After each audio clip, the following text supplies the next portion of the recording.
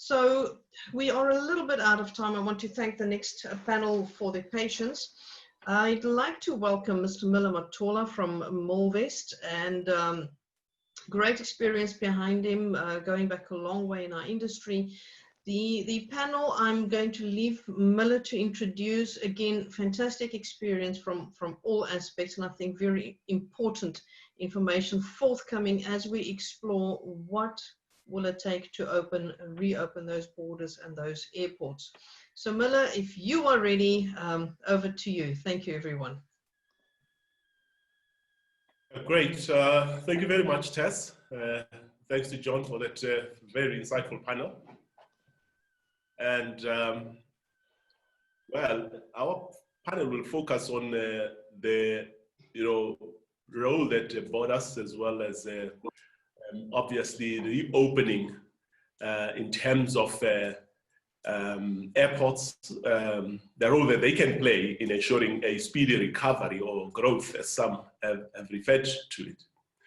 On my panel, I hope the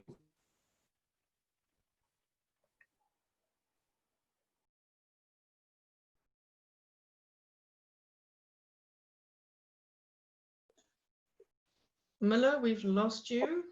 Possibly turn off your video, see if it improves. Stop it, yeah. No, now I can hear you. Please continue. Let's see if it works. Okay, is that much better? That's better, thank you. Great. Great. On our panel, we have 4 individuals who are indeed very experienced in the sector, not only in South Africa, but other parts of the continent. And let me start off first. I think they will give a more detailed introduction, but we have Mr. Dion Klute, who is the General Manager for the Cape Town International Airport. We're also joined by Mr. Chifiwa Chivengwa, who is the CEO of the Tourism Business Council of South Africa. We also have Mr. Givemore Chidzidzi, who is currently acting CEO for the Zimbabwe Tourism Authority. Also have, from a continental point of view, we are to be joined by Mr. Cuthbert Ncube, who is currently CEO of the Africa Tourism Board. And also joining us from Ghana is Mr. Agwesi Adjiaman, who is the CEO of Ghana Tourism. Welcome on board, gentlemen. Thank you for joining us. Well, let me start off. Is Cuthbert on now? Oh, yes. Thank you so much. Okay. Thank you. Do we have everyone on board? Have I missed out anyone? Yeah, Cuthbert, there you are. Oh, yes. Okay. Thank you very much. Chifiwa, are you there? I am here. Thank you. Great. Well, let me start off very quickly then with you, Chifiwa. And I think essentially, what I'd like is for you to just really give a very brief introduction of yourself and what your sector really does, or what you do in terms of the role that you occupy. And I think for us, having looked at the previous panels and what has been going on, we realize that we currently are in a situation where a number of destinations are obviously gradually seeking to reopen their tourism sectors, but there's still a huge chunk of countries that are implementing some kind of restriction, whether it's just to specific travel restrictions or complete border shutdowns. My estimate is that about 120 countries are still on some form of a travel restriction. On the continent, on average, you have probably upwards of 40 countries that are still on border closures, which means that there's a very limited travel, except for allowed travel. For instance, here in South Africa, it's really for business travel. So quite clearly, although there's a very clear indication that for the long-term sustainability and success of the industry, we need to gradually get back to reopening the economy. We need to reignite the economy. And business events, business travel are key sectors that can actually ensure that we achieve this. And the United Nations World Tourism Organization has released, obviously, guidelines on how destinations, countries, airlines, and other players in the industry can reopen their economies, especially the travel economies, in a very, responsible manner. And part of the issue there is really around making sure that all the key players are geared towards implementing the necessary protocols to ensure that they can reopen safely and successfully. Secondly, the issue of confidence, and confidence not only amongst travelers, but confidence amongst the role players in the industry is going to be critical. And I think these are some of the issues we'd like to focus on in terms of how do we open our borders, how do we ensure that we reopen our airports infrastructure to make sure that travel commences. And opening up airports means that obviously airlines have to have confidence in the protocols being implemented in those airports. But they also have to have confidence that the destinations are actually implementing sound measures to ensure the safety and the security of the travelers as well. So, gentlemen, let me start with you, Cuthbert, and throw the question at you. Is our sector ready? After a brief introduction, can you please address that question for us? Thank you so much, Mila. I really appreciate. And to all our panelists and our viewers, my name is Cuthbert Ncube, yes, the Executive Chairperson of African Tourism Board. African Tourism Board has actually initiated a response, especially when we look at the current events and during this COVID-19 and after, where we have seen a need that we need to come up with a project HOPE for Africa, which is a project to give tourism, especially on the African continent, a chance to emerge with a renewed strength. And as we emphasize a need for prioritization of innovative and sustainable mechanism, and this should actually drive our drive towards a travel recovery as we restart our tourism sector. Colleagues, opening of our tourism sector. Yes, if you agree with me that the COVID-19 pandemic is more than a temporal distraction, you might also believe in a few changes and consequences for recovery and rebuilding a lasting rebound within the tourism sector. Although prejudice and stereotype categories are very dangerous and often unfair or not applicable in many cases. If I can bring the statistics, a total of 215,000 confirmed cases in Africa, with South Africa leading the continent with 55 casualties, and followed by Egypt with 38 and Nigeria staggering at 13,000.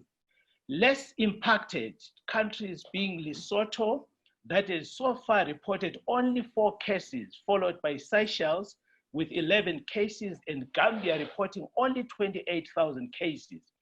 By the way, this hasn't been a well-coordinated preventive approach from and among the member states. Each country has mechanized its own unique approach. When then we see a similar trend reaction in silos within a well-synchronized approach and well-coordinated drive within the continent, it is a man for himself approach. We can see Seychelles activating their travel sector, of course, within the parameters of strict safety and security protocols for tourism recovery. Tanzania has since opened for their inbound international visitors. Botswana also activating their travel sector within the hospitality sector and MICE activities and minimal conference facilities. Africa should then come together as a bloc and assess the trends and impact of the pandemic and develop their own collective recovery models that will then interpret the recovery emergencies that will then form the basis line pillars of mitigating the economy impact and implementing and developing safety protocols within a well-coordinated response and fostering innovations. We are experiencing a slight segmentation easing as most countries are moving towards levels that will then enable domestic travel. We need a well-coordinated impact assessment that will then determine our regional activation. And this will be a gradual process as we are looking towards opening our borders. Thank you so much. Thank you very much for that opening, Cuthbert. So essentially what you're saying is that there is indeed a need to ensure synchronized application of the protocols that have now been approved. And that is part of what will ensure we have a more sustainable reopening and a sustainable business going forward.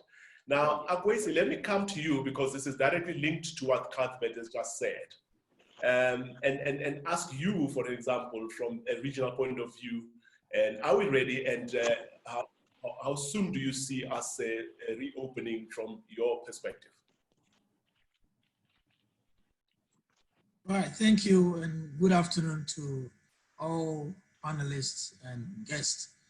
I believe for us in Ghana, we have had a dual approach to how we can get the industry back on its feet.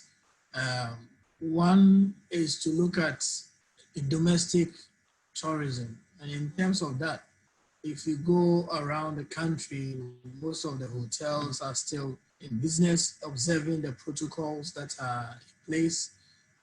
Tourist sites and attractions have been asked to operate based on the observation of these protocols. Now, when it comes to international, we're working out a strategy, and it's a three-level approach. One is to look at how protocol ready, in terms of health protocol ready, the operators are. And so we're talking about the airlines, the airport itself, looking at getting some equipment that will be able to sanitize and also check people as they come in. Then there's the approach of when people come in, what is the quarantine period and how affordable is that? And so that is also looking at the business readiness of the destination. And then eventually, how do we stimulate demand? Because there's one thing opening, but there's another thing, who is going to come? I mean, already we've had a very good flow of people coming in from those who were caught up with the lockdown in other destinations. They've started coming in from last week. And so that has been a test case for us to see how ready is the airport, how are the protocols working from airport to hotel and all that to ensure that we don't get another spike.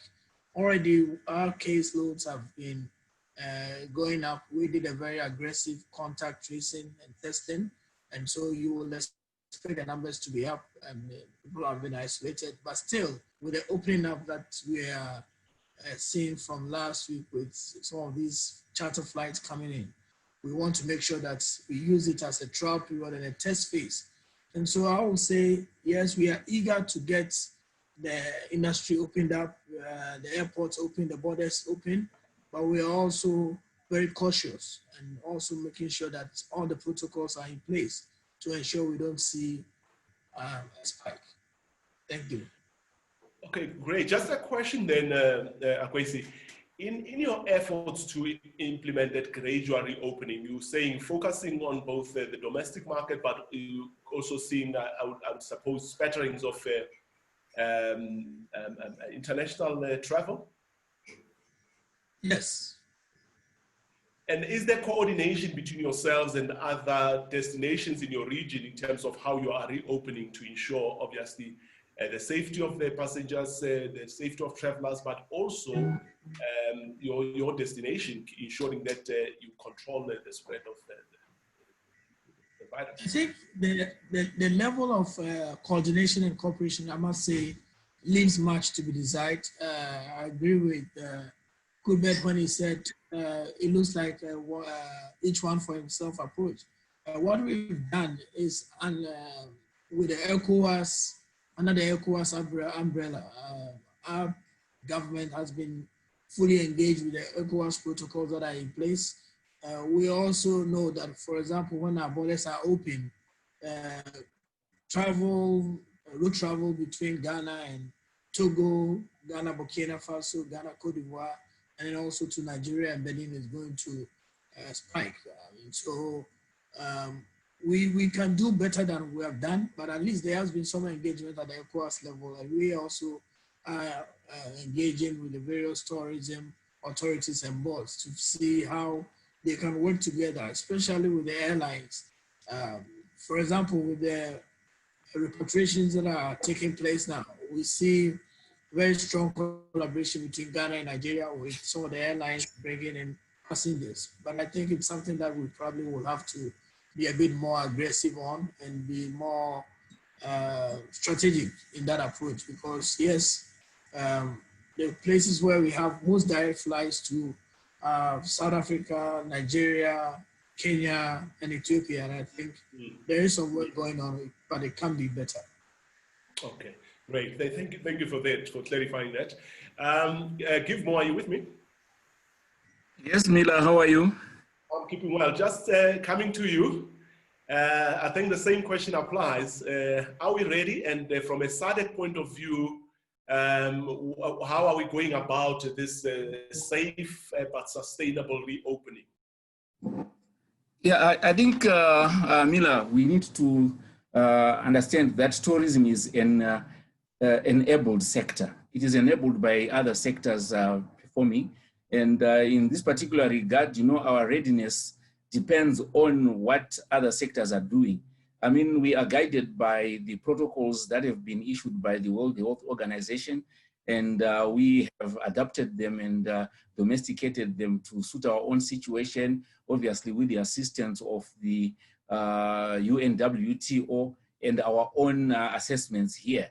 As a tourism sector, in terms of readiness to receive visitors, I'm one that is always convinced that the hospitality sector in particular has always been ready ever since, even before COVID, because when you see the type of guests and the types of tourists that we deal with, we have always had no protocols in place to deal with such issues as pandemics and so on.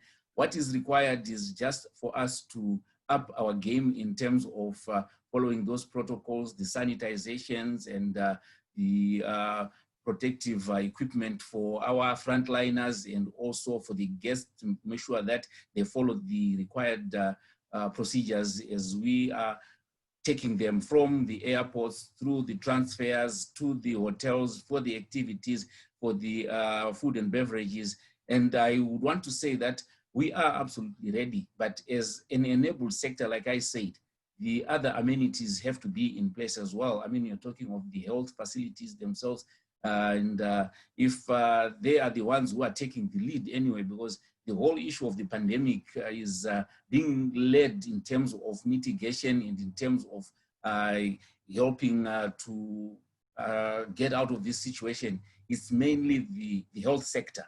So we follow what the health sector is actually guiding us to do. We might be an authority over tourism, but we are not an authority over health matters, Mila. Thank you. Okay, just on that again, I'll ask you a similar question. What is the level of collaboration and cooperation then at the SADC level in terms of making sure that you can either have a staggered approach to this or you have a phased approach depending on the destinations that are ready? Is there any coordination that's happening at the SADC level? Unfortunately, Mila, I have to say that I don't see any kind of coordinated approach, and that's why I welcome this webinar here, because it is actually an attempt to get us together to start talking and seeing how we can be coordinated, because right now it has been each country for themselves, everyone for himself. But you know, tourism by its nature, the visitors they traverse. I mean, we're all looking at strategies where we are starting by maybe focusing on domestic tourism and then going regional and then eventually international. But unfortunately, I mean, tourism by its nature, people travel through different countries, and a coordinated approach is absolutely essential. But at the SADC level, we are yet to really come together as tourism authorities, or together with our ministries of tourism, to see how we can coordinate. I mean, I can give an example of we have a shared resource, Zambia and Zimbabwe, for example, where the Zambia side is open, the Zimbabwe side is not yet opened. And we don't know, I mean, at higher levels, what kind of communication would have been there. But as it stands right now, people seem to be on a survival mode, each country looking at their own situations, their own statistics, and then behaving accordingly. So a more coordinated approach would be definitely essential. Great, and I think this webinar is opportune in that I think it can start, obviously, pointing us in that direction and bring the different role players together to start looking at ways in which we coordinate. And I think on that note, let me look at, from the trade or business side of things, how ready are we, and when do business see us working with government to ensure an opening? Let me call on Chifiwa. And I know that, Chifiwa, you have developed the protocols which I think have been accepted in terms of health and safety. And from your perspective also, as the TBCSA, it seems you are ready to go. Are we ready to open, and what will it take for us to ensure a safe and responsible opening? Thank you, Mila. From our point of view, we are ready to go. We have presented or developed our protocols. These are health and safety protocols, of course, you know, with the guidance of the Department of Health here at home, and also looking at the World Health Organization, UNWTO, to say, how do we develop protocols that enable us to operate tourism safely? So we have done so. We have consulted widely across the value chain of tourism here in South Africa, and we managed to produce the protocols. We then send those protocols to government to say, these are the protocols that we're going to follow, and this is how we're going to self-regulate, and this is how we're going to implement these protocols. That is why we have been making a call to say we are ready to operate, we are ready to get domestic tourism working, we are ready to get international tourism starting to operate again, and we've put a date into it to say we want this to happen at least latest by September. But I would love to see it happening early. I think that, you know, as a sector, we were looked at as a sector that's a risky sector. The people who brought the virus into the country, the people that exported it into the country and spread it throughout the community. And the way we approached it was to say, how do we make sure that we prove to government that we can de-risk the sector? And we've done so through the protocols, and that's why we were allowed to now start operating domestic business travel. I am hoping that we will get domestic leisure coming up soon, and ultimately the international will come in latest by September, as I've said. So we are ready from our side, and we have made our case in Parliament 2 days ago to say we are ready to open and we should be allowed to operate. And I'm hopeful that by next week we'll hear something. Okay, if I understand you correctly, Chifiwa, you're saying that essentially government has bought into the TBCSA's plan to say, we are ready, we are confident, we can open because we have put in place, we have actually developed protocols that if put in place and applied accordingly, we will minimize risk and ensure an opening?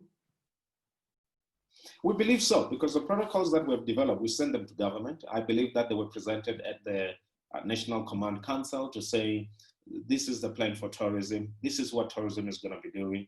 I mean, we also presented, you know, the approach to protocols to the president of the country when we met with him to say, this is what we're doing to mitigate the spread of the virus. And we're even doing more. We are availing our properties to be used for quarantine and isolation. So we have been working closely with government as a partner in mitigating the spread of the virus. And we believe now that we've developed these protocols, just like any other sector that's operating, like retail is operating, you can drive your car and put petrol. We believe that, you know, people should be able to get into their vehicles and travel to another province. And we believe that they can do so in a very responsible way, in a socially distanced way, sanitized way. And as one of the panelists have said, we are a very sanitized industry. This is not difficult for us to do. We have been cleaning for many, many years. We've always been hosting people who come from different places. And it's not difficult for us to take it one notch higher to make sure that, if it means that we apply things that are medical grade, we do so. So for us, we believe that we are open. But of course, this will be guided by the Department of Health to come back to us and say, where is the spread of the risk? Where are we? Are we reaching the peak, and so forth and so on? But we felt important that we put our case in front of the president and his team to motivate for reopening. And we have done so, and I believe successfully, by way of what the parliament have said after we presented. Thank you, Chief. I think we'll come back to you in terms of the issue of as business then across borders, how are you collaborating? And also how are you now coordinating effort with destinations? And in this case, I see airports as destinations as well, but I'll come back to that one. Dion, welcome. Let me now come to you and ask a similar question. Part of what the UN WTO says is that we need to build confidence, but not just the confidence of the travelers. Airlines have to have confidence in a destination that it will uphold the protocols and that it will be a safe destination to bring passengers through. And airports play a very critical role in that. Now, I'd like to ask you the question, also, are we ready, and what sort of practical measures are being put in place to ensure that as airports, you are now ready to also go into a safe and responsible opening? Thank you very much, Miller, and thank you to my fellow panelists, as well as everyone that's on this webinar. As the airports company, we really appreciate this opportunity, and it's obviously very topical for us to discuss the issues that are at hand. Very important for us as we move forward. Miller, sometimes you need to have an event of sort that would humble you. And if you just look at what happened in our industry and at a very practical level, just to give you an example, and the fellow panelists and also everyone on the webinar, airports such as Cape Town International on average could, and previously pre-COVID and pre-lockdown would process anything between 30 to 40,000 passengers a day. We would handle up to 20,000 pieces of luggage. We'll uplift almost 2 million liters of aviation fuel. It would be a typical busy day. Since lockdown, we've moved, and it is a big number because it's all been ad hoc repatriation flights, only 7,000 passengers. So what we used to do, all of that, we did that previously before tea time during any normal day. And that's over the last 2 months. So the airports have been under complete lockdown. We've had the repatriation flights, medevac flights, and some cargo flights, but other than that, nothing. And then recently, under the new regulations, we were able to open up, so for limited domestic services. That opening was preceded by many weeks of careful planning, and not as AXA or airport, but we had to do it with all of the airports. We had to do it with industry. And when we talk industry, we talk about the airlines first and foremost. They're a critical part of this value proposition and the total end-to-end process and the value chain. You talk about the ramp handlers, you talk about the government agencies, you talk about your regulators such as the Civil Aviation Authority. You need to go and see what all of the associations are saying in terms of the World Health Organization. What is ICAO doing? What is ACI saying? What is IATA saying? I think we are blessed in this country, and I was listening to Zux earlier. Zux was one of the key players that helped us to get this whole machine going again, representing the international carriers. So through the airline associations, in this case, the Board of Airline Representatives, as well as the South African ASA, Chris Weigenthal, and Zux, and with the rest of industry, we could start the right conversations. And also make sure that as we navigate through this process and we start developing our procedures, that we can make sure we do so in a way that is integrated, that also is seamless, and that we can make sure that these procedures do speak to each other. So it's been a bit of a journey. Along the way, we learned a lot. We had to make some changes, and certainly even where we are today. And I can say to you, like we've heard from other panelists, we are very well prepared for this. But we're always learning, and no doubt as we go further along, we're going to do further enhancements, refinement, and some tweaking. But we are in a good place, and just at a very practical level, we've got a very different new normal now, end-to-end process that looks very different to previous. It does take a bit longer, but it does have got additional processes in that, from temperature screening, certain protocols that you have to follow in terms of checklists, sanitization, only accessing with the necessary PPE. We also have changed the terminal inside in terms of certain protective measures, physical infrastructure, screens, social distancing that we've done. We do it by way of markings on the floor, announcement reminders, signage, and various mechanisms in which we communicate. Also, the whole issue of ensuring compliance.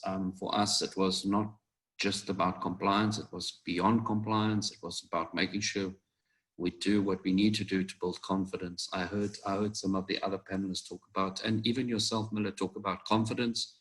It is about building confidence. It's first about building confidence within your own organization, within the industry, and having enough of that demonstrated so that eventually the paying flying passenger has got the confidence to say, I'm gonna book a ticket, I'm gonna pay for my ticket, this is a safe space. And again, it takes strong leadership and it takes commitment. It's certainly not a time to be arrogant, but it also, you need to be confident. You need to be confident in what you're going to do. You must be prepared to change if there's a gap in the procedure, continuously learn, and don't do it on your own. So what we have done is we've worked on these procedures together with the different industry players. We also have had the benefit of our regulator by way of the Civil Aviation Authority. They came into the room, well, in this case, as always, a virtual room, but they did the observations. They were able to observe the processes, the conversations, and they also observed the quality of the conversations that led us to the final end-to-end definition of the processes that we mapped out. They were able to contribute to that, do further refinement. So by the time we had to submit our plans for final approval to make sure that we get the go-ahead for startup of operations, it was actually not a difficult process for them or for us, because the journey has largely informed that we get to an outcome that everyone was comfortable with. So we've really spent the last, most of the lockdown preparing those procedures, engaging on them, finalizing them. So when we opened a week and a half ago, almost 2 weeks now, for limited domestic services, we were prepared, and we could do so with confidence. Slowly but surely the market is picking up. More and more airlines are starting up. Particularly next week, we'll see quite a step up. So we'll probably get back to about 100 movements a day, where we previously did up over 300. So we'll get there slowly but surely. And then if we can demonstrate that at a domestic level, we'll be able to further expand the domestic services. And then the next step will be to open it up to international services as well. So for us, it's really important. I think we're ready. We've got all the systems in place. We've got all the infrastructure in place. We've also got our, what we refer to, and these are very practical things, COVID monitors. These are staff members that traverse the terminal buildings and all the spaces, and they have jackets on that says on the back COVID monitor. And they make sure that whether you're a passenger or staff member, that you don't breach the rules. Because if we have one incident, it will be one incident too many. It really is about that issue of building confidence. Thank you, dear. Just a so point that focus is there, and yeah, sorry about that. Just a point that I've kind of tried to ask everybody in terms of, I hear from what you're saying, your partners or clients, that is the airlines, seem to be quite happy and confident in the measures we've put in place. But I would like to know, what is the situation with regards to other entry points in the region, for instance, with our neighbors? Do you know what's happening? Are you coordinating efforts to perhaps towards restarting? If I understand the question, is that with regard to other airports within the country or surrounding neighboring countries? Neighboring countries, Dion. Yes, I think it's been highlighted by previous panelists. I think Gebo also spoke to that. I think there's a lot more that we can do between countries. I think a lot of it has been focused within the different entities. And maybe that was necessary because before you can have that full integration and bilaterals, you do need to make sure that you got your house in order. You have to offer that partner of yours where you're going to have the route dropped into. You must give them the benefit of providing a safe partnership. But certainly, no. I think what has happened, and I can just say that outside of AXA, there's a network of other airports, which are non-AXA airports. Lanseria is a very good example. It's a sizable airport. So again, in this journey, we involved Lanseria Airport to be part of our discussion so that, again, when we go to the CAA and when we went to the CAA with our solutions, we didn't present it as an airport or as AXA airports. We came to it as a national solution. So I think we've been quite good at that, Miller, but in terms of between the different countries, SADC particularly, I think there's a lot more that we can do, and maybe you're only qualified to do that once you've done the work at home. But I think we are certainly there, and that's why I'm also encouraged, as with the other panelists. I think this is the type of platform, this is the type of opportunity we have to engage on that basis, and I'm sure we'll find each other. Great, thank you, Dion. So it would seem to me that having a domestic or a local test case is a very good starting point to then work with your neighbors to see if they are also having workable solutions or protocols in place. Then you could probably gradually start collaborating in terms of more inter-regional travel, inter-destination travel. And for that, let me go back to Cuthbert, because I know he did raise the lack of collaboration. But is there something that that could be followed up during this COVID-19 context, Cuthbert, and maybe be taken forward as some of the long-term benefits coming out of this very sad crisis? Excuse me. Cuthbert?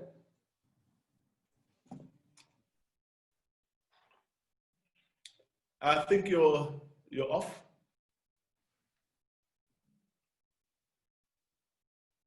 Yes, are you with us? Yes, yeah. yes. Thank you so much. Yeah, I think this pandemic should afford us as Africa to then start really focusing in-house and start appreciating what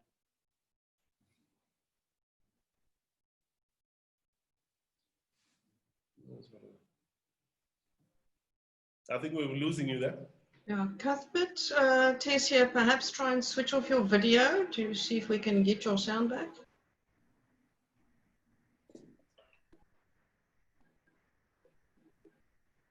I think Miller, perhaps move on to another speaker. Let's see if we can get back to Cuthbert. Can you hear? Oh, Cuthbert is back. Cuthbert is back. Okay, Cuthbert, you're back. Yes. Can you hear? My apologies. Yes, look, I need to take a step further, Miller, especially when it comes to a synchronized and well-coordinated approach within our member states. We have always advocated for a paradigm shift for Africa to start appreciating an in-house approach so that it will then mitigate our economic emancipation. If this approach could be embedded in each and every one of us as a bloc of nations, we will see then a more activated movement. I'm talking of visa facilities of our people, and there will be an enforcement within the regional integration that will make business sense. We will experience a robust infrastructural expansion across the continent and a tangible trade and investment opportunities. Africans need to travel at much ease. We need a policy breakaway that has been as member states, and this is so saddening. We therefore need an urgent liberalization visa regimes as a bloc of nations, and that will then accelerate and enable us to tap into the economic benefits of opening up our borders. Your questions, it's visa readiness. Are we ready? Most probably, I would say we were ready the day we celebrated our political independence. We chose to carry the yoke of slavery handed to us by our oppressors. They gave us political chairs to sit on and handed to us a sealed scroll full of policies and legislations that have chained us under economic slavery. So therefore, I would really applaud your countries like your Seychelles, your Benin, and a few others who have actually offered free access visa for all Africans. As a continent, we have missed immense opportunities in intra-Africa travel, day in and day out. Therefore, it is not a matter of readiness, but willingness from all stakeholders. Our governments, our policymakers should and must drive an agenda from a visa on arrival to a free visa regional bloc. We need to see a more practicable and willingness to implement the AU's Agenda 2063 flagship project, that is the African passport and free movement. But then how do we mitigate and long for a free passport, yet we are failing to ease your visas within our continent? So our advocation is to say, can we as Africa, this pandemic has afforded us time to pause and really go back to the drawing board. Great. I think it's Didier Scalier, who is the CEO of SITE, who said that this is a pause and rethink moment. And maybe this is what this is taking us towards, Akwesi, in terms of looking beyond just the relaxation and removing restrictions across borders, beyond just COVID, and saying, how can we do it in such a way that it ensures more sustainable travel and tourism on the continent? All right, thank you. I believe it's time to move into action. If you talk about visa, for example, I know in Ghana we have a visa on arrival for almost every African destination. So that's not necessarily the issue for me. Yes, we will need a radical shift in the visa policy for other international markets. I mean, last year, for example, during our year of return, when we had a visa on arrival, we saw a big jump in the number of arrivals who came in and taking advantage of the visa on arrival. So that is a good policy to start off with. I don't want the situation where post-COVID, people are still moving from whatever they are to embassies looking for visas before they can travel to Africa. So that must stop. But even within the intra-Africa travel, which is something that we must promote, what is stopping us from being a bit more aggressive on the Yamoussoukro declaration, the open skies, and also the infrastructure that can promote it? If you take Ghana, for example, with the exception of Nigeria and Cote d'Ivoire, we hardly have flights from Accra to any of our neighboring countries. And so you find out that even people have to go to Europe to be able to access other African destinations. And so I think both at the AU level, now that we have the ACTA sign, we need to start looking at regional carriers, supporting them both financially and with the logistics, and making sure that they can move the people. Because people would love to travel to African destinations, and indeed, that is what we need to promote. But if the carriers are not there, the airlines are not there, what do they do? We also need to start looking at road travel and other means of transport, because the bulk of our people are not people who have the resources to do airline travel. And so if somebody wanted to move from here to, let's say, Lagos, from Accra to Lagos, it's barely an 8-hour ride, and you go to Togo and Benin. The amount of borders that you are confronted, from Seme to Badagry, to Aflao, to it's mind-boggling. And so, yes, we will need to encourage regional travel, but we must back it with clearing up the borders and making sure that if people choose to travel by road or even any other means of transport. I know Ghana has started promoting railway into Burkina Faso. That's a long-term project, but if it comes on stream, and people will still have to have stops, custom stops, narcotic bureau stops. You know, you keep going through all these stops, and sometimes it's a disincentive for travel. I mean, I've traveled on these routes just to see whether it's good enough for the rest of the country to do. And you go and you come back and you feel like, wow, I will have been better off with a 45-minute flight into Lagos.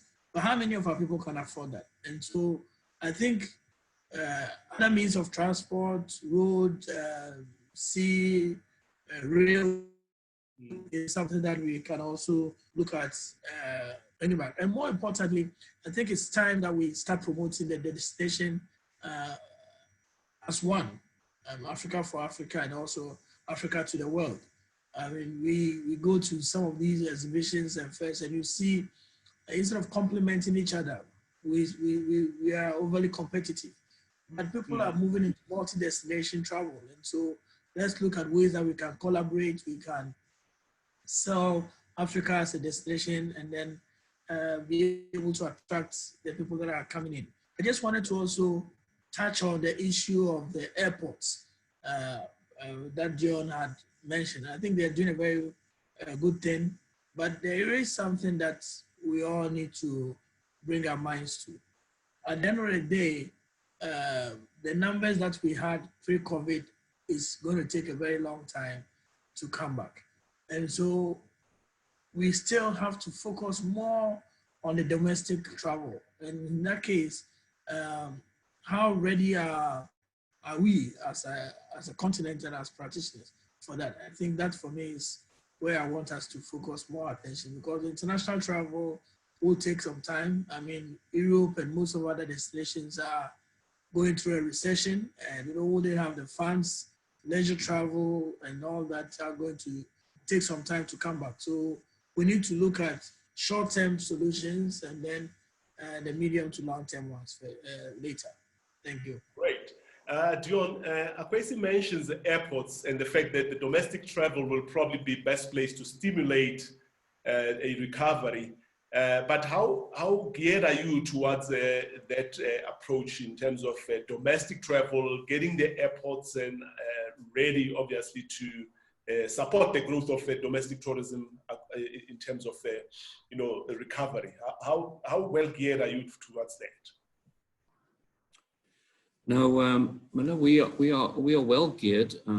Again, just some of the parameters that have changed now, both from a capacity and operational perspective. So if I can just give you a practical example, a terminal that you had a capacity of, say, 2,000 passengers per hour that you can process, when you're building the social distancing elements, and you say that you, for example, will use 2 meters social distancing, and you then do your calculations, you find that a 2,000 passengers per hour terminal is now reduced to less than 1,000. So your capacity, same building, but it's now reduced because of your new rules. So then you have to, with your regulator, engage and say, what level of control do you have and where's the balance? So that you, at least as you scale up, you don't run into a situation where now you're out of capacity because of the new rules. But you do start with the first thing is you start very small, you slowly, surely build, and as you go along, you demonstrate that you have got the ability with your partners to manage the environment, control the environment, and slowly but surely you build it back. And as you grow it, your confidence levels go up, and you find yourself then in a situation where maybe you bring back, and we hope to at least bring back, say 50% of our traffic volumes for this year that we envisage to do. And that even is a big jump, because we all know that the impact has been quite dramatic. And then again, when you do these procedures, although we have developed the procedures and although we've opened for domestic, when we developed the procedures, we actually did it for all services, arrivals, departures, international and domestic. So as the regulations allow us to open up new services, we're already ready with that. But again, as we go along, we learn. I think again, for us, it's been all about collaboration. The way we're doing the repatriation flights, as an example, out of Cape Town, is we've been using the stadium as our collection point, meeting point. And that's where we did the screening of the passengers as a first measure before they came to the airport. So you have to there rely, and you find that the industry as a whole is generally very responsive and very supportive. And again, I'm very sure that as we go into this new chapter now, as we need to reach out to each other's support and make sure we grow the confidence level, we'll be able to do that. So I again, you start humble and small, but whatever you do, do it well, so that you make sure you don't have to go back. Great, thank you, Chief. There's a view that our industry, which is obviously business travel and business events, is best placed to actually ease us into a reopening, because one, it's resilient, and even though it requires interaction and movement of people, it's a sector where people are actually already used to travel and to traveling, and therefore they are much more likely to drive a recovery than just your leisure markets. Is that something that is being taken into account in your strategies around growing the industry again? And how do you see that panning out? No, absolutely. We do believe that the business tourism sector is resilient. And we do believe that, in fact, even the international businesses are quite ready to travel, and they can spend money. And this is a sector that can sort of, like you said, ease us back into some level of economic activity that will then stimulate the value chain of tourism. So it is a sector that, here in South Africa, it was the first one to be considered to reopen for business travel.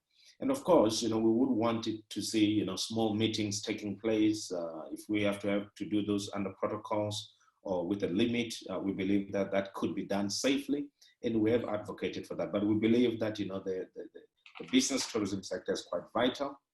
It is a sector that spends, higher than the leisure sector, and it can help us to practice the protocols that we've put in place to ensure that when we receive the leisure travelers, we've had some experiences, we've practiced, and we're able to implement. But we don't need a longer time to practice. A good 1 month to practice, I believe, is enough. And I think that once a month or less is done, the practicing is done. As Dion have said, everything that we develop fully understanding that it can be used for both international business travel, domestic business travel, leisure, both domestic and inbound. These protocols are ready for anyone who would like to travel. But I do believe that, the business travel, it is, higher margins for the sector, and it is part of the sector that is, sometimes really undervalued. And I believe that, we should put more emphasis on that to say, this is a very important sector. If you look in South Africa alone, if you look at the value of domestic business travel, it's very, very high.